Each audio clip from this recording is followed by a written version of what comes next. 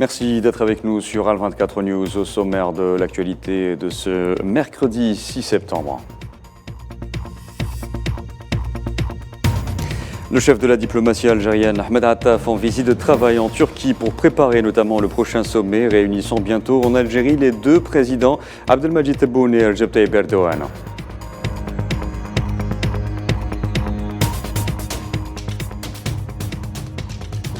Le conflit au Sahara occidental est toujours de mise. Le représentant du Front Polisario en Suisse et auprès de l'ONU et des organisations internationales à Genève, Obi Bouchlaïa Bachir, commente la dernière répression de manifestants par le Maroc sous les yeux de l'envoyé onusien Staffan de Mistura.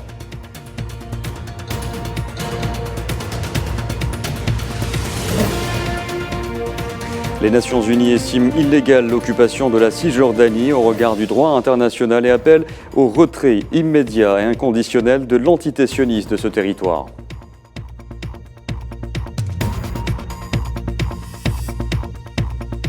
Et puis début du 43e sommet de l'ASEAN en Indonésie, Pékin met en garde contre le risque d'une éventuelle guerre froide.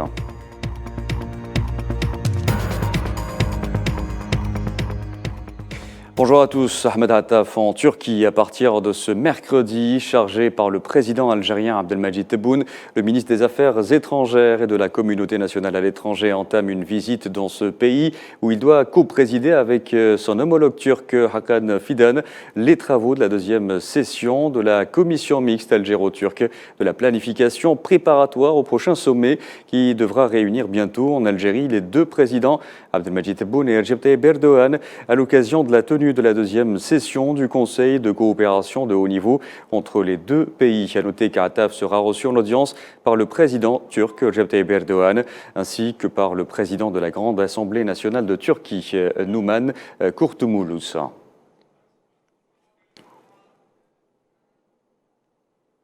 Et hier, le chef de la diplomatie algérienne a reçu un appel téléphonique du ministre d'État britannique aux Affaires étrangères, Lord Tariq Ahmad, avec lequel il a évoqué les relations de coopération et de coordination entre les deux pays, notamment en prévision de l'adhésion de l'Algérie au Conseil de sécurité de l'ONU en tant que membre non permanent à partir de l'année prochaine, et les préparatifs de la prochaine session du dialogue stratégique algéro-britannique prévue en novembre à Londres. Les deux ministres ont également échangé les vues autour des développements de la crise au Niger à la lumière de l'initiative de règlement proposée par le président algérien et évoqué les défis auxquels est confronté le processus de mise en œuvre de l'accord de paix et de réconciliation au Mali issu du processus d'Alger.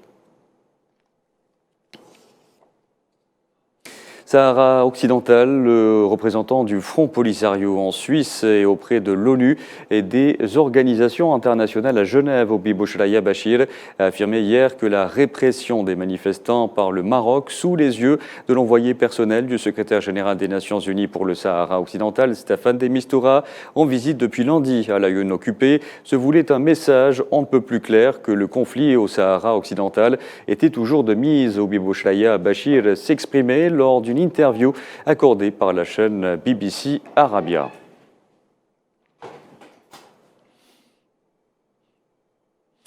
Au Gabon, alors que la transition a officiellement été amorcée par la prestation de serment de Brice Oligui Nguema et que la formation d'un nouveau gouvernement est attendue, le chef de la transition poursuit ses consultations. Il a ainsi rencontré l'opposant Albert Ondou Ossa qui jusque-là demande le respect du verdict de la présidentielle du 30 août. Dans l'actualité également, 53 soldats et supplétifs de l'armée burkinabé ont été tués lundi lors d'une attaque terroriste dans la province du Yatenga au nord. C'est ce qu'a annoncé l'armée qui a dit avoir éliminé plusieurs dizaines de terroristes. L'attaque qui s'est déroulée dans la localité de Koumbri a fait aussi une trentaine de blessés parmi les soldats. Les négociations africaines sur le climat prennent fin ce mercredi à Nairobi. Le sommet doit déboucher sur une déclaration finale appelant la communauté internationale à aider le continent à opérer une transition énergétique. Cela a d'ailleurs fait l'objet d'un appel dans ce sens du secrétaire général des Nations Unies, Amin Touta. Le premier rendez-vous en faveur du climat en Afrique poursuit ses travaux dans la capitale kenyane Nairobi. Un sommet qui survient dans un contexte de défis majeurs auxquels le continent fait face.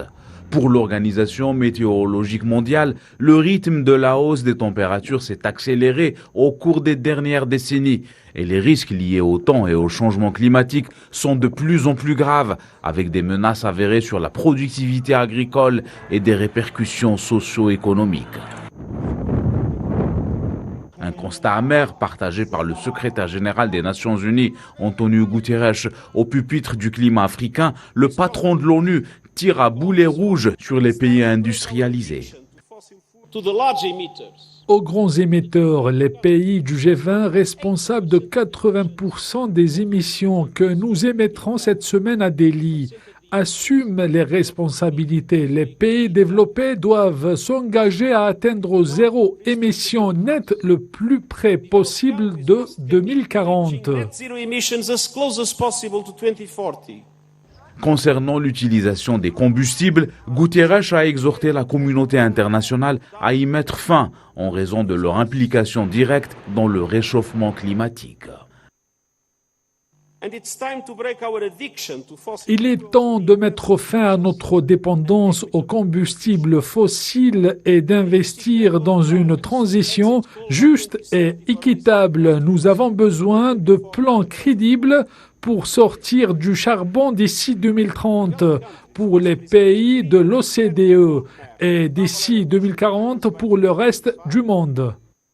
Même si l'Afrique ne contribue qu'à hauteur de 4% aux émissions de gaz à effet de serre, le continent riche en matières premières et en ressources humaines fait face aux enjeux environnementaux. À Nairobi, c'est surtout le message suivant qui est martelé. Le destin climatique de l'Afrique est toujours entre les mains des Africains. Et toujours à propos de l'actualité africaine, les dirigeants des pays d'Afrique de l'Est ont décidé de prolonger le mandat de leurs forces déployées dans l'Est de la République démocratique du Congo pour tenter d'y ramener la paix. Décision prise à l'issue d'un sommet hier à Nairobi ayant regroupé les 7 pays de la communauté des États d'Afrique de l'Est.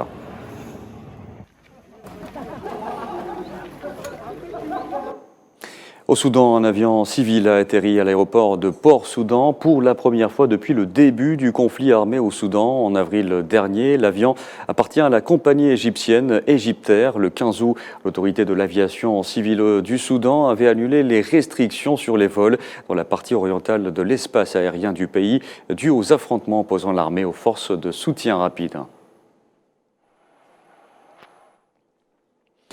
Énergie, le groupe algérien Sonatrach a lancé les travaux du projet de la sismique 3D de haute intensité et de haute résolution au niveau du champ de Hassim Saoud, aux fins d'augmenter les capacités de production et les réserves algériennes d'hydrocarbures et préserver la position de Sonatrach en tant que fournisseur important et acteur majeur sur les marchés mondiaux des hydrocarbures. Un lancement supervisé par le PDG du groupe Tawfiq Hakkar.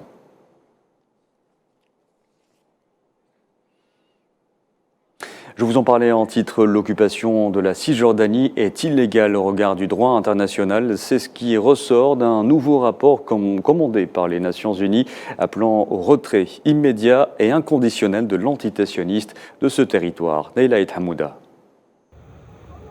Tous les éléments sont réunis pour que l'occupation soit considérée comme illégale. C'est du moins ce qui ressort du rapport annuel 2023 commandé par le Comité des Nations Unies pour l'exercice des droits inaliénables du peuple palestinien. Parce que l'occupation est illégale, les conséquences devraient être le retrait complet, immédiat et inconditionnel des forces militaires, le départ des colons, l'abrogation de toutes les lois discriminatoires et le démantèlement du régime administratif militaire. L'entité sioniste exerce une occupation permanente sur les territoires palestiniens et leur population depuis plus de 70 ans. Et les conclusions sont alarmantes. La horde sauvage sioniste use de la violence de manière constante et quasi quotidienne et arbitraire envers un peuple sans défense. Les colons envahissent quotidiennement des villages palestiniens avec le soutien des forces armées sionistes et des militaires lourdement armés. Conséquences, violences physiques, tirs à balles réelles, arrestations, intimidations, humiliations et meurtres de sang-froid sans aucune distinction entre des hommes adultes et des enfants. D'ailleurs, les prisons de l'entité sioniste regorgent d'enfants entre 8 et 15 ans qui purgent des peines sans être jugés. Face à cette discrimination à l'encontre de la population palestinienne, de nombreux observateurs ont dénoncé le passage d'une situation d'occupation déjà menée au mépris des règles du droit international à un régime d'apartheid assumé par l'occupant sioniste. Riyad Mansour, le représentant permanent de l'État de Palestine auprès des Nations Unies, a salué ce rapport qui corrobore ces dénonciations d'un point de vue juridique. C'est un argument juridique extrêmement puissant, solide et bien documenté sur l'occupation. Il contribue à l'argument juridique très solide que les Palestiniens ont présenté à la Cour internationale de justice afin de se libérer de ce système d'occupation diabolique. Pour rappel, en mars 2022, le rapporteur spécial des Nations Unies sur les droits humains dans les territoires palestiniens occupés a présenté un rapport attestant déjà de cet état d'apartheid.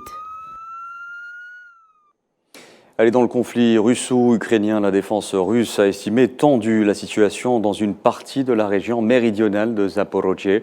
Au même moment, la porte-parole du ministère russe des Affaires étrangères, Maria Zakharova, a affirmé que la Russie considérait tout retour des armes nucléaires américains dans une base britannique comme une escalade et une pratique déstabilisatrice.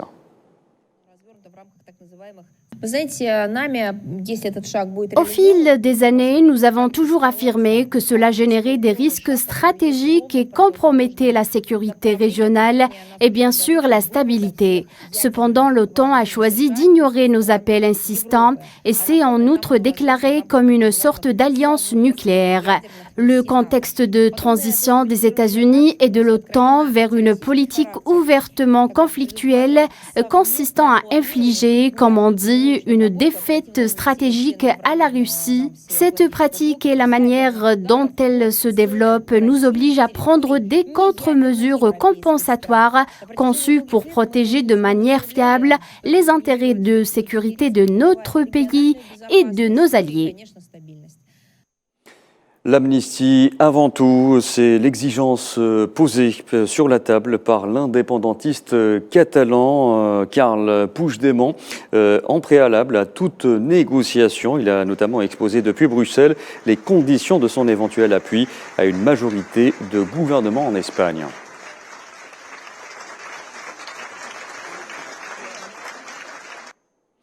Je vous disais en titre, la capitale indonésienne Jakarta abrite le 43e sommet de l'Association des Nations de l'Asie du Sud-Est. La vice-présidente américaine Kamala Harris et le Premier ministre chinois Li Qiang participent au sommet, aux côtés notamment des dirigeants du Japon, de la Corée du Sud, de l'Australie et de l'Inde.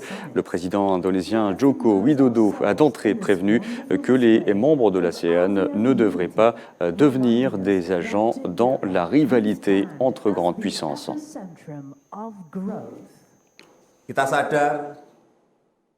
Et même son de cloche du côté chinois, le Premier ministre chinois Li Qiang a mis en garde contre le risque d'une éventuelle guerre froide, Pékin ayant exprimé précédemment des inquiétudes face à la politique américaine visant à encourager la formation de blocs régionaux dans son voisinage. Pour maintenir ces différences sous contrôle, ce qui est essentiel à présent est de ne pas choisir un camp, de s'opposer à la confrontation entre blocs et d'empêcher une nouvelle guerre froide. Les désaccords et les différends entre les pays doivent être gérés correctement.